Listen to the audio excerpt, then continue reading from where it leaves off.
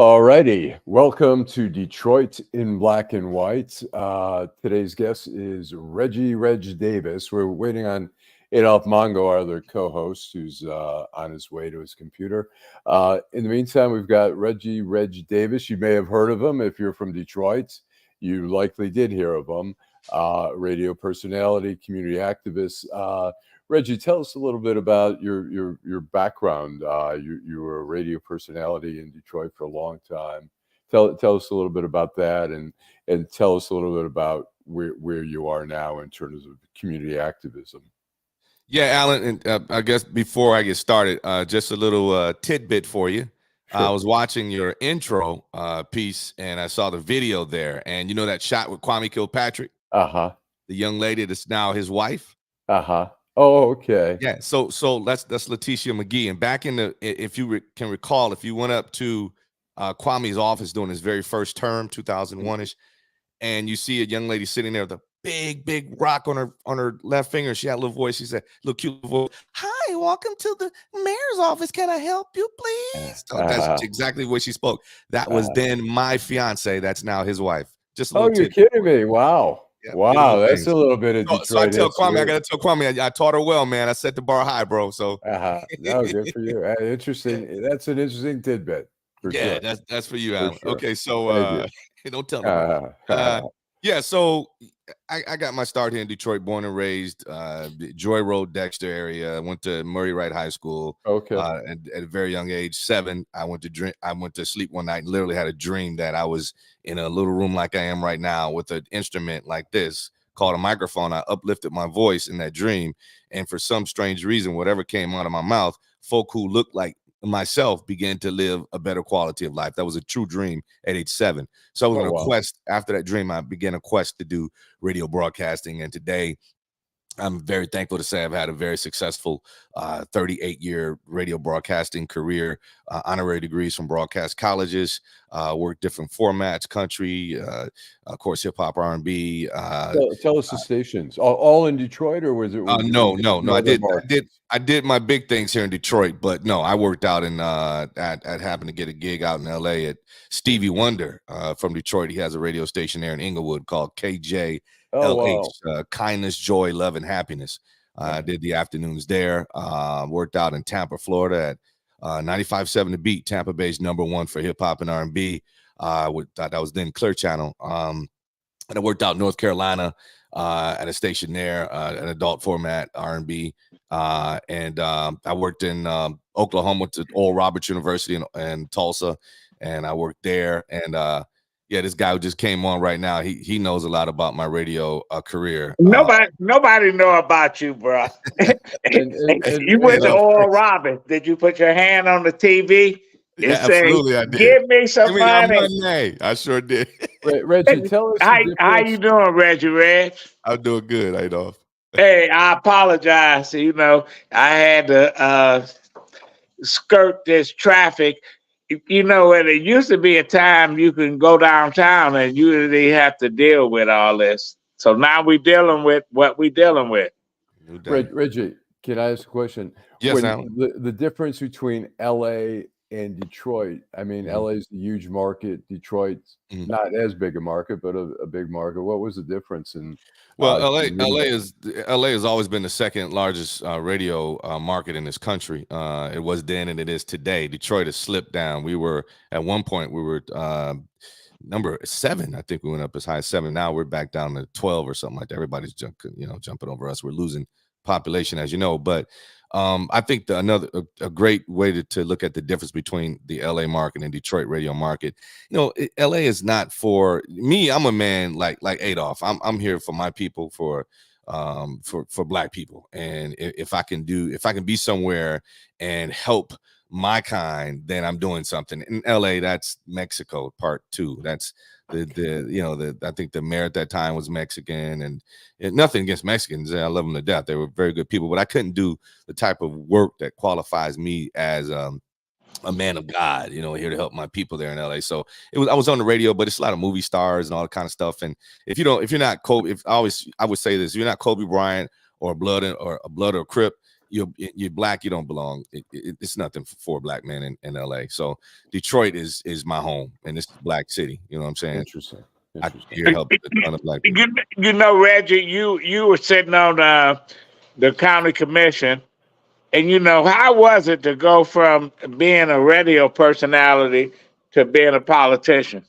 It was a beautiful thing, Adolph, because I was able to have my hand on the pulse of the people, as you know, and in government, it's all about people. What are we going to do for all these people, and how do we do it right? You know what I mean? So I was able to go in and sit at that table as a Wayne County commissioner, and I didn't have to tie myself into the 5 people that had the mega vote together, whatever. I did my thing, and I represented my people, and they saw me as, hey, here's my cousin. I used to refer to all my listeners on the radio for years as my cousin, and you know, just to make like Detroit is one big family, because it is, and people really bought into that. And I'm glad they did, because I was serious about it. So I was able to go out as Wayne County commissioner, walking the streets on the northwest side of Detroit, and people knew me from radio, and then they had their ears open to hear what I had to say. Now that I'm sitting here in government representing their issues, as far as, you know, what their needs were as tax-paying citizens of Detroit. So it actually worked in my favor, man. It was a beautiful thing. Okay. So, go ahead. Oh, I was going to say, so you lost a brother to gun violence. Right. Tell us a little bit about that, and tell us how that sort of transformed you into what you're doing today. So, you know, Allan, Adolph knows the story, heard it a million times, but my younger brother, Vito, is my only brother. I don't have a brother right now. Vito was 19, and he went to Denby High School. He graduated, had a scholarship to Eastern Michigan University to play basketball. He had a good 3-point shot. He was a shooter, very good. And one late night on the east side of Detroit, Vito was taking his girlfriend to her house to get some videos and then go back to his house. He pulled up in the driveway. It was late night. It was about maybe 12:30, 1 o'clock or whatever. He pulled in the driveway, and as he waited for her to come back to the car, a young man knocked on the passenger window, and he tried to, you know, get his attention. And the young man, hey, I got this weed, man. You smoke weed? You want some? I got something. I got it right here. You want it? And no, he didn't smoke weed. So my brother told him, no, I'm not interested. So the guy walked away. A couple seconds later, another guy, different individual, knocked on the driver's side window much more aggressively. You know, hey, check this out, man. I got the best weed in town. You got to check this out, man. You got to get some. Come get something. Get it. Come on, man. Just going crazy. And I always told my brother, if you ever feel uncomfortable in any situation, the best thing, go flight. Go fight or flight, freeze. No, take off. So he took my advice, and he threw the car in reverse. She was in the house, so she'd be okay. Threw the car in reverse. He backed out of the driveway, turned around, hit drive. And as he took off, a third assailant pulled out a semi-automatic handgun, 17 rounds in the gun, 16 right here in the clip and 1 in the chamber. This young boy aimed at the car that my brother was taking off in. 17, all emptied it. Everything missed, but 1, and that's all it takes, is 1 bullet. Wow. Penetrated that major artery, I believe it is, Adolph, behind his left knee. It hit that artery, or however, and he started bleeding profusely. He's on the east side. He knew all the east side very well, so he on his way to St. John's. He made it about a block away from. You could see the sign, St. John's emergency. Bam, hit a tree. My brother's life was no more. That's the story of my brother. When was that? And how old was your brother? 2001. Vito was 19. 2001. And I was a very, I mean, I don't know if you guys have lost family members like that or close to you. Listen, you know, I lost my older brother. Yeah, that's right. You sure did. So you get it, Adolph. But I'm telling you, that takes from you, man. It's like a part of my body just left me. You know what I mean? I can't explain it. It's a feeling that I can't explain. But so just to update, because we don't have a lot of time to update you guys on what I've done since that time. Adolph has followed my walk. My thing is, I told myself, I said, okay, this is God opening my eyes. My brother, he took my brother home early to open my eyes to say, young man, you got work to do. And that work is to find out how I was glad I was able to get on the radio when that happened to my brother, and I asked my cousins to find out who murdered my brother. And in several hours, the police apprehended 5 young men between the ages of 13 and 19. And 3 of them, did large amounts of time. 2 of them cooperated, did little time, whatever. But they didn't bring my brother back. But the thing of the matter is, it was God enlightening me, opening my eyes to say, we've got to do something about this gun violence, about conflict resolution issues with your people. And that's when we put together the nonprofit organization that you know so well, Adolph, Ceasefire Youth Initiative. We've been around for some 20 years now. We were in the schools today. I'm just coming back from doing our work at Ceasefire at a couple of our schools. And these boys, here's the thing, Adolph, those 5 young boys between the ages of 13 and 19, later I was able to do my homework and the research. None of them had a father or an older brother to steer them in the right direction. My brother Vito had me, his older brother, on the radio that a lot of people looked up to, #1 radio show in the city, running things in the city. He come to the radio station, I'm on the air, my brother sit right there and marveled at his bigger brother doing his thing. So he would put in his mind, I'm going to do my thing. And he was doing his thing. And he had a father. You know my father very well, Adolph. He had a father and a brother. Sure do. Yeah, so Vito didn't have a problem. The problem was with these young boys, 5 of them who did not have an older brother or a father to steer them in the right direction. So therein lies the problem, Adolph. You see what I'm saying? So now, Adolph, you talked to me the other day, said, man, why you walk around and you got that Harvard hat on, you talking about Harvard. I went to University of Michigan. What the hell are you talking about Harvard? So I was able to, right now, I'm a part of a program at Harvard, okay? They're not only #1 for medical research, but Harvard is #1 for public policy and public administration. And that is through the John F. Kennedy School of Government, Harvard Kennedy, as we know it.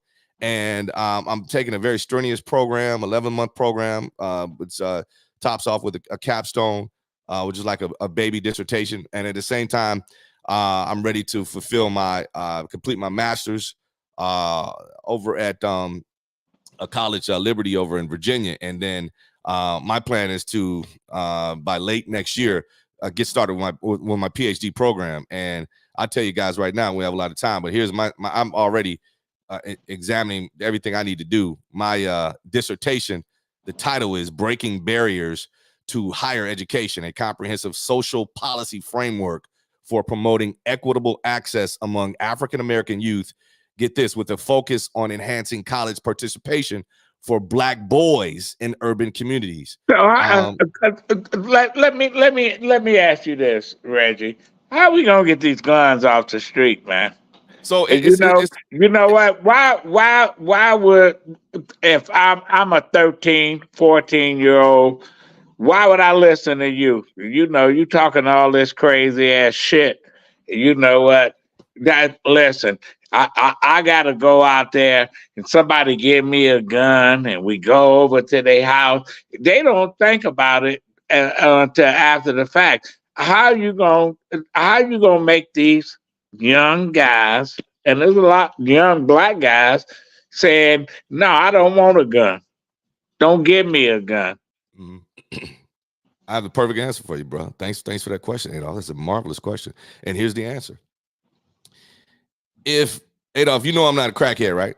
But if you guys put me into a house or a home or an atmosphere where I'm living amongst crackheads every day for 60 days straight, what'll happen is at the end of that, on the 61st day, I'm more liable to become a crackhead myself or start to think the way that they think, because I've now been overcome by their lifestyle. So to answer your question, Adolph, what do? Something that every time I bring up this idea, everybody kind of like, how are you going to make that happen? If we could have taken those 5 young boys who assassinated my brother between ages 13 and 19, if we could have took them on a program that would fly them to Africa, let's follow me, guys. We would take these boys, a majority of guys, a nice little number, some 200-300 of them, and we take them on a big jumbo jet, and we go to the beautiful continent with 50 plus beautiful, beautiful countries called Africa, where all this stuff started at, right? if we could take these boys on a 3-year period and spend entire summers for 3 years in Africa with a program that's built strong, like the program talks about how we're going to take these young boys and we're going to show them all these beautiful weather patterns, these animals, this land masses, these monuments, the languages, and show them somewhere that, here's the thing, Adolph, majority of those boys never step foot across 8 Mile, much less another state, another country. When you're not able to go. But you know, Reggie, that ain't going to happen. I was watching The Wire one time, and you know what? You ever watch The Wire, Allan? Yeah, I watched it all. Listen, they was leaving. There was four guys leaving Baltimore, and they was riding down the highway going to Philly to steal cars. And they was listening to a radio station in Baltimore, and it changed. And one of them said, "What happened? Why there's another radio station?" The guy said, we out of Baltimore. We in Philly. He said, "We in Philly. It's a different station." He said, "You ever been out of Baltimore?" He said, "No, I thought the radio station was everywhere, the same radio station." That's what we're dealing with. Absolutely, but that's my point, Allan. We got to get these boys somewhere else. We can, if they continue to stay here and walk up the block that they've stayed, they've been nowhere but on their block. They go to school around the corner, come back home every day. We're gonna go across 8 Mile. All we see blighted houses, open for trespass, open for the elements. We see all this drugs. We see prostitution. If that's in my head all my life, then what do you think is going to happen? So we have to take these boys and give them something beautiful, like this awesome continent where everything's totally different than Detroit. Who gonna send 300 people to Africa, man? So there's a group called, I've been doing my research for a long time. I'm not playing about my dissertation and my PhD. I'm not playing. I'm telling you right now, I'm very serious. There's a group called Birthright Africa. And before you continue, we're gonna take a break, Allan, and we're gonna come back and we're gonna continue the conversation with Reggie Reg Davis, my man. You know, he control the radio airwaves. he wanted to be a politician. What your father said? He said, "I don't know why he want to be a politician, but here he is." I got my mic right here. Got my mic right here. Without Project Clean Slate, there is no telling where I would be right now. It gave him back his life, because once he got the felony, it seemed like life was over. Being unemployed, being depressed, being a burden. Project Clean Slate helped wipe those things away. I can't say thank you enough. I am now able to work for a reputable airline. Detroit had my back, all because I live in Detroit. All right. Okay, we're back. We have an NFL. We're having a little glitch with the ad, but we'll do a little pitch for the NFL Draft, who's one of our sponsors here. It's April 25th to the 27th. This is going to be at Campus Martius. They've set up an outdoor shell. You can register. You can go on Deadline Detroit and click an ad and register, although some people say you might not have to register, but it doesn't hurt to register. The entry is for free. There'll be activities everywhere downtown. I know different companies, different bars are having events. But again, April 25th to the 27th in downtown Detroit in the Campus Martius area. We'll be seeing, and hopefully the Detroit Lions get some good drafts. So anyway. Who care about the Detroit Lions, man? We do. Okay. I don't. We back with Reggie Reg. Okay, Reggie. Go ahead, bro. Yeah, so when I say let's take these boys to Africa, and if they go on this 3-year program every summer, they're spending 90 days in Africa with the strenuous program to enlighten them and educate them about this beautiful country, from Johannesburg to Egypt, you know what I mean, from the Ivory Coast to Kenya. It's beautiful, beautiful continent. This is really where your roots go. We are the dominant, and we are the original kings of this world. This is what it's all about. Teach them that. Teach these boys who they are. They don't know who they are. They can't love themselves because they don't know who they are. So Birthright Africa is a program. It's a big mission group, nonprofit, and what they do is they sponsor free trips to the continent for youth and young adults of Black and African descent, knowing that by honoring the past, we build on our futures. And I build on that. I spoke to some of them several times, and I told them if I have to put something together and go see LeBron James and Michael Jordan and say, hey, man, we need to build a bankroll to be able to afford this project to happen. Whatever it takes, we got to get out there and do it. But I'm telling you, you said, I heard what you said, Adolph. You said, what do we do to make them boys, when somebody hands them a gun, they say, I don't want that gun, put it down. Imagine these boys coming back after that third year and the plane is landing at Metro, and we left a control group. We had the control group with us. We left maybe a few kids here, and they say, hey, man, welcome back. Glad y'all back. Let's go rob the bank, or let's go do it. What do you think these boys are going to say? They're going to say, oh, no, put that down, bro. Let's go. This building over here in the corner. Ain't no question. And you know what? You know, Allan, we had Frank Miles on the show, right? Right. Frank Miles went to high school with me. I'm gonna tell you this story. And he's an advocate of dealing with youth violence. But one day I was watching the news.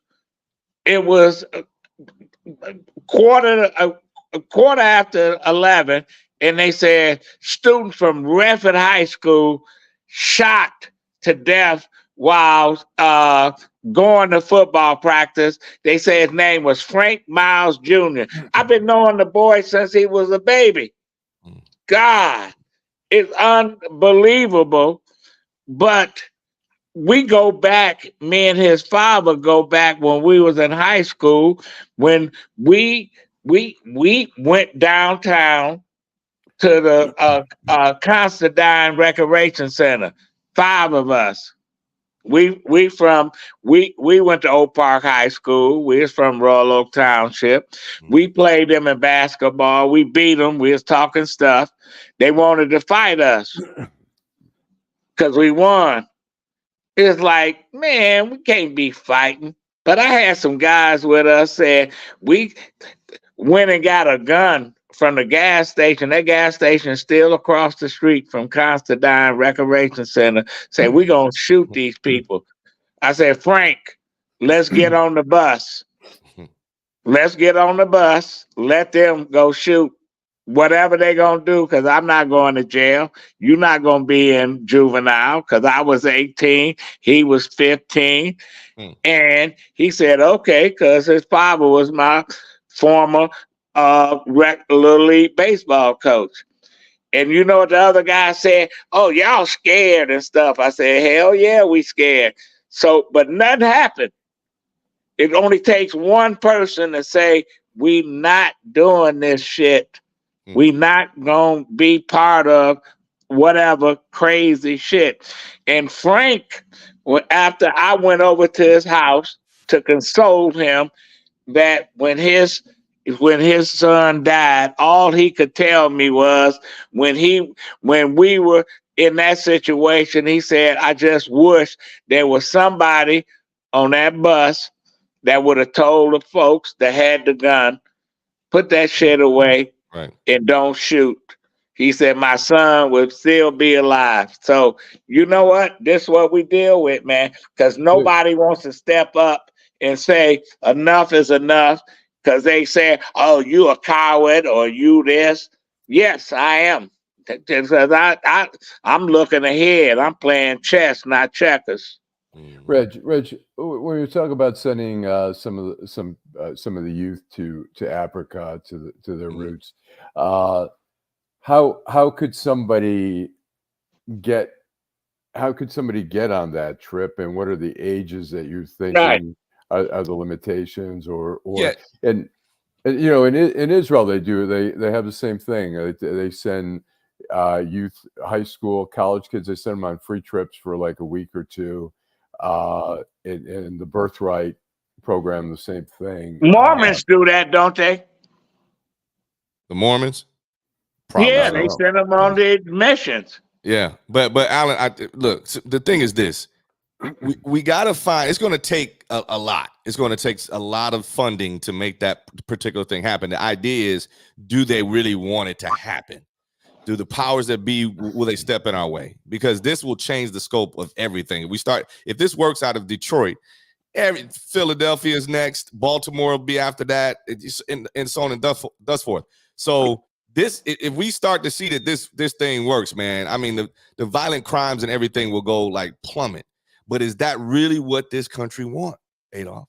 Do they want that? When they say, let's I think people want that, but because you always have a small minority that want chaos and stuff. But I'm gonna tell you, we need to do what other groups need to do, and I'm all for sending kids to Africa. Listen, I went to school with Jewish students and stuff, and I was amazed that when I was in the 7th grade, I never forget this, Allan, because we went to school together. And we getting out of school, it's 3 o'clock or 3:30, and then there's these buses lined up. They going to Hebrew school. I'm like, what the fuck is going on? We just got out of school. Yeah. But yet, they was going there. They was learning about Jewish history, whatever y'all was learning about. But they got on those buses, and I said, "Damn, you know what? You know what? You look as a kid and say, no, I don't want to continue to go to school, but we gotta make that happen." I went twice. You know, it was 2 hours after school, twice a week, and on Sunday. And to be honest, I didn't love it. I was a troublemaker. I got kicked out of class sometimes, but I did learn. I learned how to read Hebrew. I did learn about Jewish history and stuff. I mean, that changed everything. I mean, Adolph said, "Hey, who the hell as a kid wants to go like, oh, school's out? Yeah, let's do 2 more hours of school." Hell no, but we went. We did it anyways. Our parents made us go. Yeah. And then the Mormons send their kids away for 2 years for doing whatever. You know what? But listen, I support you. And Reggie, how do they get in contact with you? Well, it's all about this, and I know you guys are making a rap right now. The whole cutting edge evidence-based research. When you look at the Birthright group and what they're doing with a very limited amount of people, young people, when they take them over there, they come back on one trip. They've changed the total dynamics of that young person's mind and the way of thinking. If we can take that and then push the umbrella to be able to afford some kind of way to take several hundred of these young boys in the city like Detroit to Africa on a 3-year program, I'm telling you, I can almost guarantee that there's going to be an absolute change in dynamics. So how do they get in touch with you? Well, let me ask you before Go ahead. you say that. I think 3 years is a really super ambitious, and not that I'm not saying it's not a good program, but you got to shoot high, man. You got to think it's got, but to make a real change, you got to go real. I think you said, look, when you go out of town, when you go overseas for the very first time, your eyes are opened up. I think if you sent kids for 2-3 a month, I think that would be impactful. Anytime I've gone on trips abroad, I'm like, wow, there's another world. People are living a different life. I think kids need to at least, this is my opinion, I think it's better to get a mass going on a shorter term, like 2 weeks, 4 weeks. It's going to be whatever it is. It's the idea of all together. However we do it, it just needs to be done. That's the point. Right. I'm looking at your clock. Okay. I'm a radio guy, so here I get it. We count down. I got you. I'm real good. We wrapping it up. Yep. So tell me how they get in contact with you, Reggie Reg. 313-544-6312. That's 544-6312. Or online, you go check me out at Reggie Reg Davis. That's our Facebook, Instagram, all those guys. Reggie Reg Davis. Okay, and this is the guy. We're gonna have you back, Reggie Reg Davis. Don't wait too long. If you wait too long, you're gonna have to refer to me as Dr. Reggie Reg Davis. So don't take too long. Okay, Dr. Reggie Reg Davis. Right, don't wait too long. Allan Lengel, thank you very much. Right. This is Detroit in Black and White. You know, this is our weekly show. We'll see you Saturday at McShane's, Michigan and Trumbull. Thank you very much. Yeah, when I get my doctor's degree, I'm coming over on Trumbull with y'all. All right. Okay, you can You do. have to You don't wait. even You have have to to have wait. your doctor's degree. You can come anytime, Reggie I'm Reg. messing with you. I'm messing with you. Okay, bro. All Thanks. right. Thanks.